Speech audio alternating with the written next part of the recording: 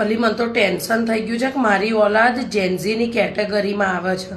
કોઈ જાતની શરમ નહીં. પેલા 24 કલાક યા વરસાદના જીવડા હોય ને એ ટાઈપનું જીવન છે આ લોકોનું. કંઈ બી કહો એટલે કે બ્રો બ્રો. અમાર માજી કાલ બોલાવ તો કે યો બ્રો. અરે મઈ ગયો મેં તારો બ્રો હમણાં ડોહી તારી પર વરસી પડશે.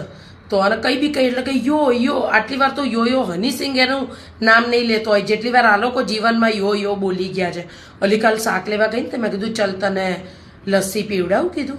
એટલે કે છે મમ્મા I don't think I can have lassi but I can have Starbucks coffee. મેં તો ડોહો જાયદાદ મૂકીને ગયો છે ગધાડી સ્ટારબક્સની કોફીવાળી નવરી. ટેન્શન થઈ ગયું છે યાર.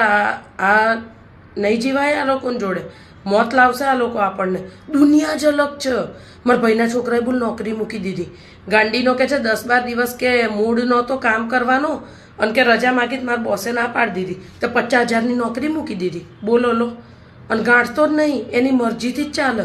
અને આ લોકો ક્યાંય કોફી બોફી પીવા જાય ને અલી તો આ ભોળા દેખાય ને એટલે દૂરથી ઊભા રહીને તો પેલા દંડા લઈને તો સેલ્ફા પાડે કોફાના. એમના ડાચાના નહીં કોફાના.